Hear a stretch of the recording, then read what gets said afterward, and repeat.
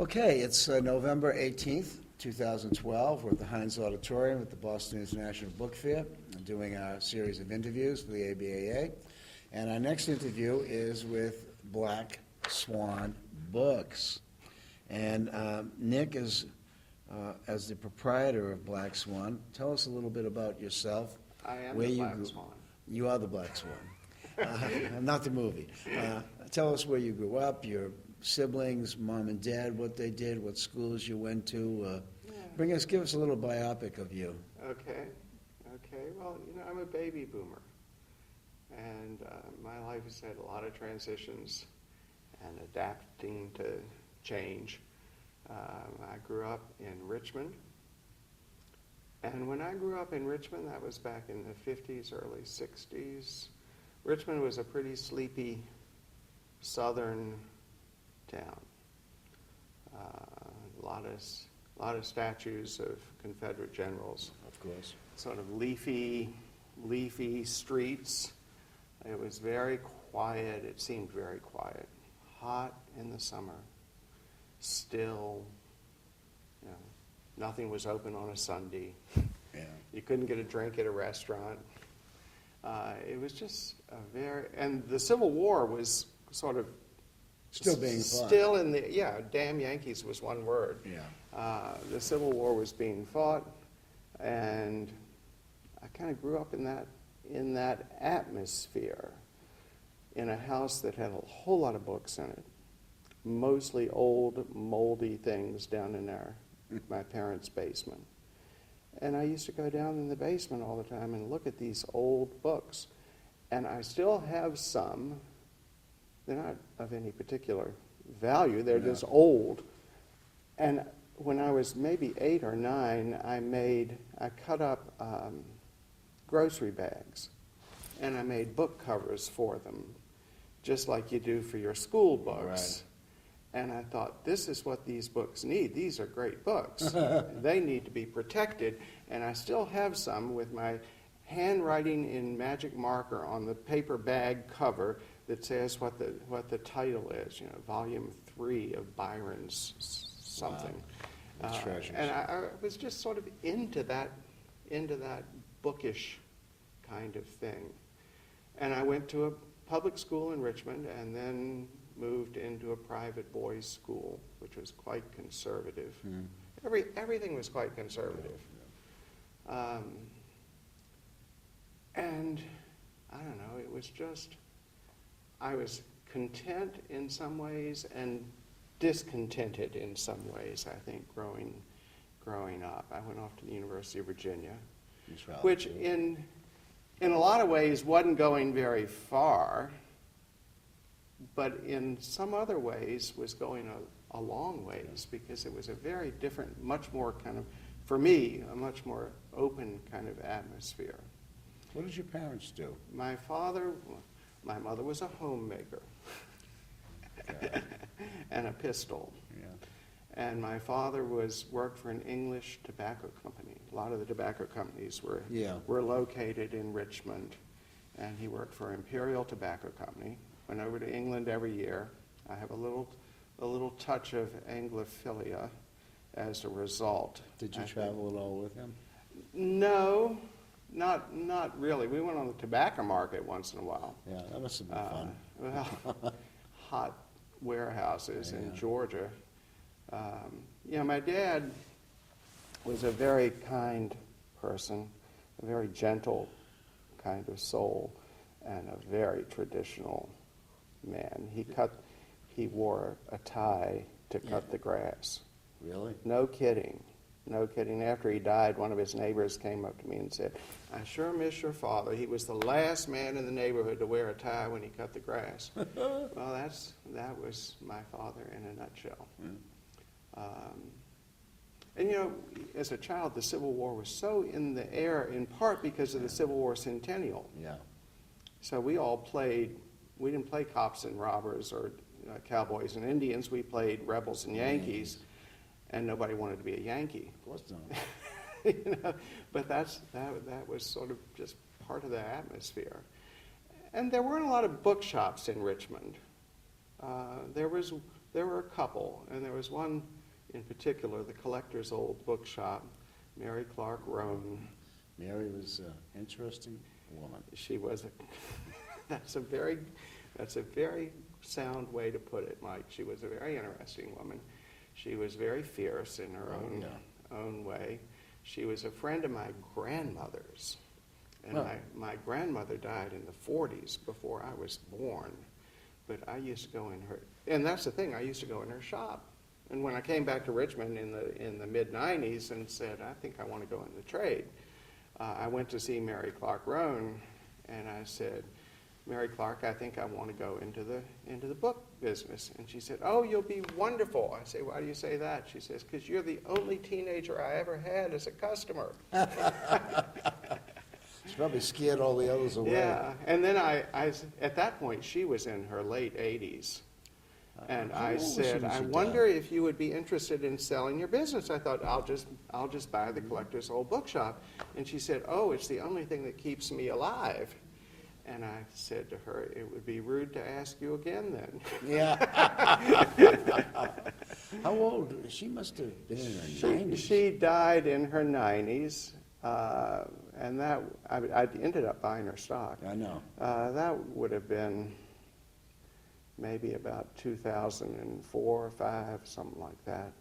And when did you open your Black Swan shop? Our first iteration of it was in a little storefront on a side street in Richmond, and it opened in 97. Mm-hmm. So it's coming up on, it's over 15 years now. And then we bought a building, moved into a new building about 8 years ago. That's the one And that's the one I you visited came to see with, us yeah. a couple of years ago. Yeah, beautiful, beautiful building, beautiful inventory, beautiful setup, in a nice neighborhood. Plenty of place to park, too. Plenty of places to park. Which I thought was kind of like amazing. Yeah, well, that was a big transition for me because, I'd done a bunch of, I just had a guy in my booth who turns out he was a dealer, though he's not set up at the show. And he said, is this your second career? I said, this is at least, it's my third. And I think that's pretty characteristic of boomers. Yeah. Is we move through phases of life. I've done lots of things. I've had lots of experiences, and part of it is a kind of quest to get comfortable in your own skin, I think. And in the trade, I find myself more comfortable than I've been in anything else I've done. I really love it. It's great fun, and we're on the cusp of another transition because we're opening another store, your wife was telling and me. my son's going to run it. So we have a kind of generational thing going. And Which is good. he's had 3 days now of an open shop, Yeah. and he's almost done more than I have at this show. So it's great. It's great, and we'll see. Really We'll great. see how that works out. But I'm very hopeful and very positive about it. Well, I took a look at your page on the internet, and just for our viewers, Antiquarian books, Americana, Civil War, scholarly books, art and architecture. Additionally, we have an ever-increasing selection of prints, maps, and printed ephemera, Yeah, which is kind of the way things are going. it is. It's where it's at. Adapt or change. Adapt or die. Adapt or die. It is more and more. You got to find stuff that is not online with 400 other copies. Right. You don't want to be in the race to the bottom. That's what it is. And everybody and their brother comes around with a smartphone. They come right into the shop, looking up everything, Oh, yeah. checking everything. Every dealer we've sold to at this show has checked prices online. I still believe in the old theory of picking up a book and deciding in my mind whether I can make money on it without having to check. But that's the old way of doing it. It is the old way of doing The it. new way of doing it is what they're doing. Yeah. What are your feelings about social media? My feelings are I'm so glad my son is getting into the business because he and his wife are all over that stuff. Okay. And I just don't get into it. Yeah. I don't. It's a generational thing? I think it's kind of generational. Now, It's not that I want to be a curmudgeon. I mean, you really do have to adapt or die. I'm just not naturally facile with it. I don't have a natural bent for, figuring out how to do You're not on Instagram and LinkedIn. And we are on Facebook, and a staff member at the shop sort of does that, but she's always telling me, you've got to write something, you've got to say something, you've got You to do. find me something, I've got to have Yeah. something on Facebook, Yeah. we got to have pictures, whatever. She's right. And she's right, and I just don't have the energy for it. So I'm hoping that the next generation will really take that in hand for our business, because it's not that I'm opposed to it, I just don't have a natural bent for it. Again, I think it's a generational thing. I want to buy books and I do too. study the books and the papers and the manuscripts and the ephemera and figure them out and do the bibliographical work and have a little bit of a scholarly piece going with the trade. And it's not just a kind of race to the bottom. It's, there are a lot of old books in Richmond. Yeah, there always were. Yeah, and there haven't been that many bookshops.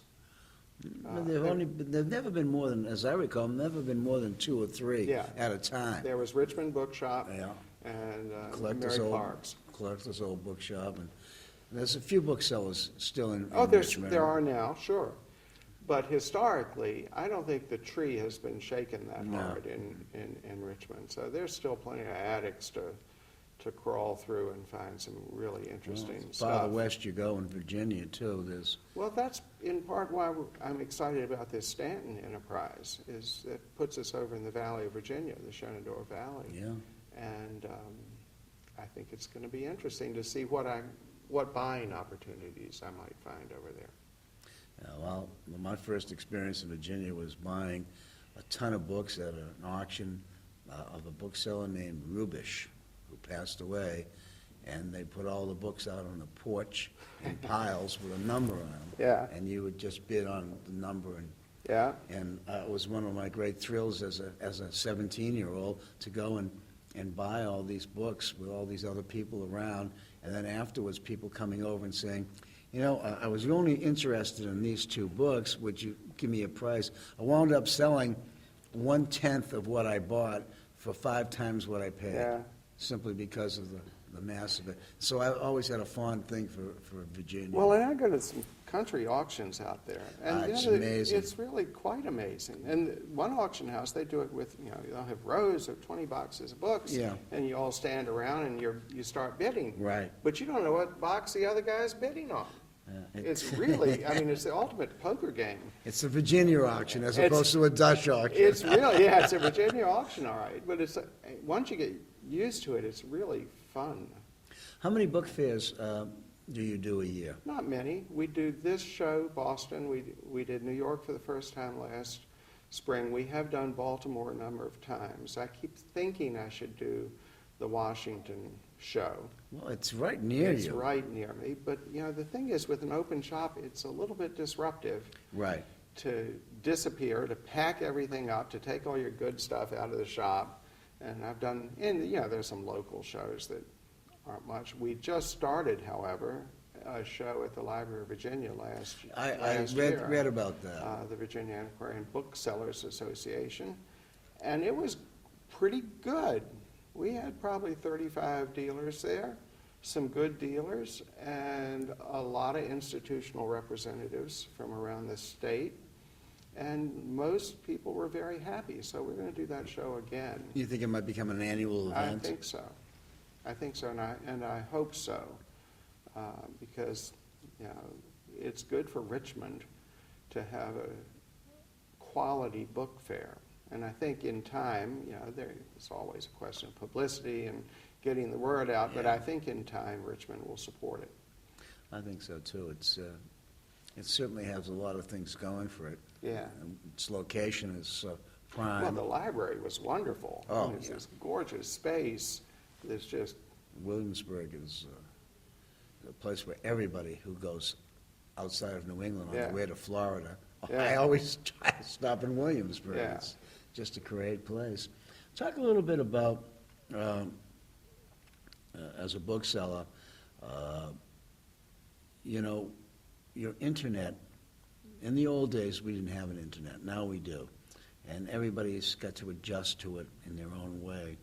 And do you have much of a presence? Do you do much business from the We internet? do a lot of business online, and it's a mixed bag because, you know, on the one hand, it is a race to the bottom. And, you know, we deal, everybody does, with scanners scanning ISBN numbers. They, you know, that's not illegal and it's not immoral, but it is sort of irritating. Well, because, yeah. because they don't even look at the book. They don't No, even just know what the the number. book is. It's No, it's just a a number. number. And they want to handle it as little as possible. Possible. I love books. I want to. I'm all the brewer. I want to. So there's that. It is the race to the bottom, and so many nice books you can buy for nothing online. But on the other hand, we do sell books all over the world, and we can sell books. We have customers that are regular. That you would never have had any other way. Would never have had.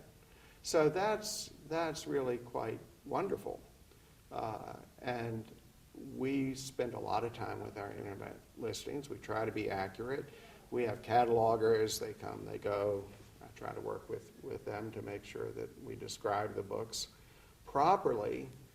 But you know, when you have 10,000 books in your database actively listed, unless you do the automatic price recalculating thing, which I refuse to do,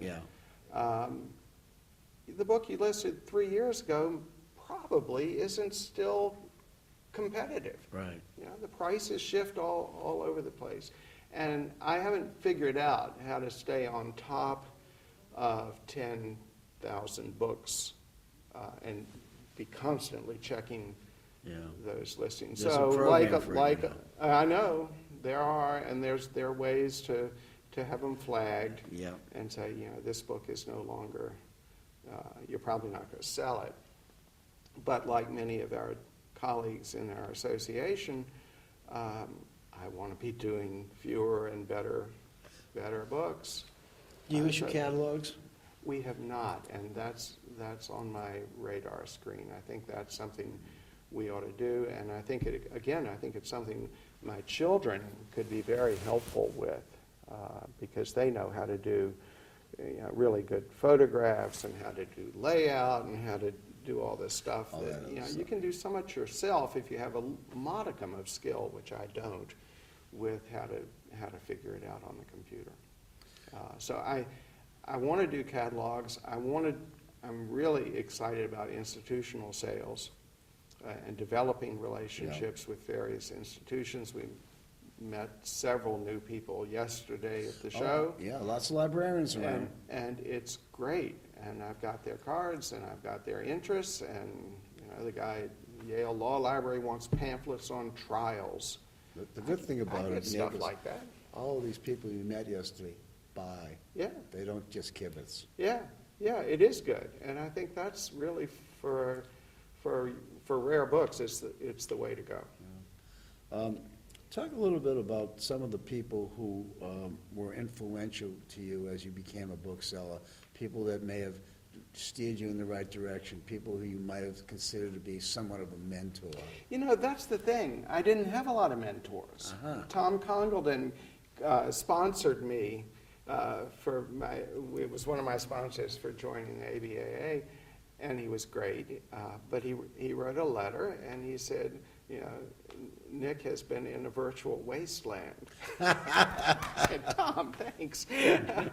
But, you know, I grew up in bookshops, and then I went off to UVA, and what did I find in Charlottesville? But bookshops. Paul Collins opened Heartwood while I was an undergraduate. Sandy McAdams opened Daedalus Books downtown. Well, The Respices were there for a The while. Respices were there. But I used to walk from the university downtown, which must be a couple miles, at least 2 or 3 times a week, and I'd go down in the basement of Daedalus Books and just lie there on the floor reading and looking at books and crawling around and having a really, really good time. And I thought, this is a whole nother world. Yeah, it certainly is. And then I don't think I told you that I got my first job when I was in high school. actually my first job was with an ice cream store. But my parents were very much of the mindset that, Nicky was not going to stay home and watch I Love Lucy reruns all summer. He was going to have a job. And so my mother sat me down at the breakfast table and said, here's the newspaper, find a job. And I opened up the Richmond Times-Dispatch and read through the want ads, and what was then called the Virginia State Library was looking for a Kelly girl. And I looked at that thing and I said, Mom, I can't be a Kelly girl. Come on. And she said, call them. So I did, and they weren't looking for a Kelly. You remember Kelly Girl Services? Sure, It was I used to use basically them. secretarial Yeah, I used to stuff. use They them. weren't looking for that. They were looking for a Kelly boy. They were looking for a young guy to move bookcases. And I got the job. And I rode my bicycle from my parents' home in the West End every single day to be downtown at 8 o'clock when the library opened and move metal bookshelves from one floor to another in the old Virginia State Library building. And there were people working there back then who were older. Everyone was older. I Yeah, was, well, 15? Yeah. Everyone was old. They seemed ancient, but they were so kind Yes. and so delighted to have a young boy there who was into books. And they really took me under their wings. And I ended up working there for 6 summers. All through, I finished high school, I went to UVA. Every single summer I came back home, got on my bicycle or the bus, and went down to the Library of Virginia. And these old guys who were doing special... Larry, I'll give you a cue. All right, that's fine. Sorry for the interruption. No problem. Okay, Okay, so there were these old guys working for the library, and they would be ordering books from London for special collections at the library. And one of them in particular would find me and say, Nick, I just got a package from London, come look. And there would be, sign limited Rackham or something in the wonderful vellum bindings, or I'll never forget this crimson binding, a Golden Cockerel Press book. And I said, my God, that's so beautiful. Yeah. I just fell in love with these books. And they would take, some member of the library board would leave their books to the library. They'd take me with them to go pick up the books in Orange or someplace. And this wonderful old guy would say, Nick, you can take a couple if you want. And I'd take a couple books home. And they were just they really were kind of mentors. Yeah, I would think so. They really were, and I decided I wanted to go to library school. I wanted to be a rare books librarian. Wow. And I told my dad. And Would he you would strangle think you I with his said I tie? want to be a gangster. I believe it. So I got talked out of it. But anyway, they were very, very clear and helpful, kind mentors to me at a young and impressionable age. And as I said, I always had this sort of hankering to look at these old books in my parents' basement and figure out what they were. That really got upped a lot when I started working for the library. I would think so. Wonderful, wonderful people and wonderful books. And by the time I left, I was working every summer in their rare books area. And Ray Hummel, who did the book on Virginia broadsides, was showing me stuff. Don Haynes was the director then, who did the Virginiana bibliography. He was head of the library, but he knew me and he cared about me, and he spent time with me talking about books. And that's probably where you got your infusion. Yeah, it was wonderful. It's a different world, too. Yeah, I told my wife last spring, we sold a book at the New York show, I think to Maggs Brothers, and I said, when I was a kid, that was the sort of gold standard. Here's this book from Maggs Brothers in London. Oh, my God. Coming to the library, and I said, and I just sold them one. I thought that was great. It's always great to sell to Yeah. Mags or a Quaritch or... And the folks at Chaminade. Maggs are so nice and so Oh, yeah. so kind, and so John, I can't remember his name. He's not at this show, but he was Eddie Maggs is Yeah. the new Maggs. But my big sale in New York, Maggs Brothers made it happen with somebody else. And that's been a great thing in our association for me, is how dealers, they may not want your book, but they know someone who does. And they really are very, very helpful.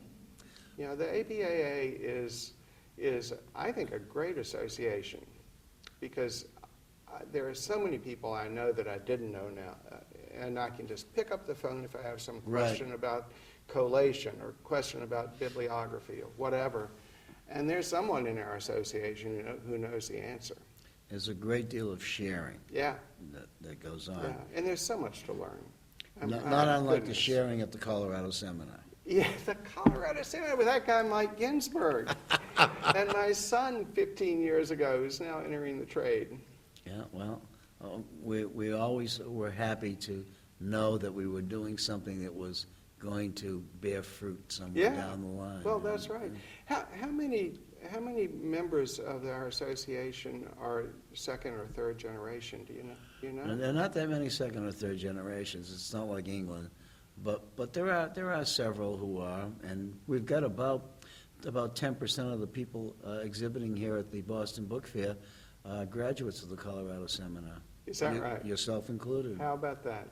So there, it has been, and hopefully will continue to be, a breeding ground for potential ABAA members. Yeah. We've got a couple of more minutes, Nick, before we cancel off, and I'd just like to ask you, as I ask everybody, what do you think are the great challenges that are facing our organization as we go forward? You know, obviously, we always need to be getting new members.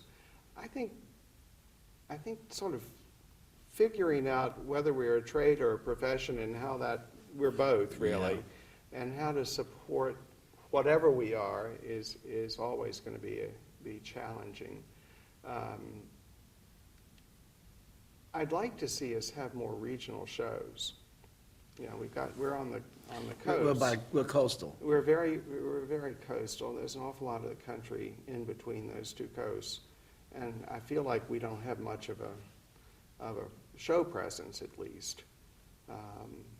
I have not been involved in the structure of the ABAA yet, and I'm not dying to be. Well, though I do feel that, you know, if you're going to be part of an association, you got to dig in and do what you can to help, and I don't mind doing that. So I'm not even real clear about how the ABAA functions from a governmental point of view. I know we have a board of governors and we have regional chapters and so on, but that's about all I know. Well, for many years, we tried to do book fairs in various places, like Chicago, and you would think in a city as large as Chicago and as well-read as they are, they never did well. Mm-hmm. There were always talk about doing a book fair in Dallas, but without having boots on the ground, you can't go anywhere. Mm-hmm. There wasn't the interest. Finally, Seattle and Portland are having book fairs. Seattle has one annually, Portland has one occasionally. But it's still California, New York, and Boston that are raising the flag of the ABAA in our country. We just can't seem to light on to any place else that's as exciting or interesting. Is there any effort to promote the ABAA through advertising in magazines? I'm sure that, yes. There's so much talk about, well, ABE Books is going to be subsumed into Amazon and then we're all doomed. Well, we're the association of some of the best booksellers in the country. We ought to be able to have people know who we are. Well, I think you're right, and our directory goes to 20,000 booksellers, people, libraries, etc. So we're on the way. We're starting to do things, and we need fresh blood like yourself to get involved. Well, and I'm happy to be involved because you don't know what the ABA really can do for you until you're in it. Right. You really have to take that step. And, you know, there's a couple of my friends in the trade kind of pushed me for a couple of years, that's saying, good. come on, Nick, you need to be in, You need to be in here." the association. I'm so glad I did, really glad I did. But I think a lot of dealers don't understand that there are some real benefits to being part of it. It's an educational process, and on that note, our 30 minutes are up. Oh, they are. And Okay. thank you very much, You're Nick, very for welcome. spending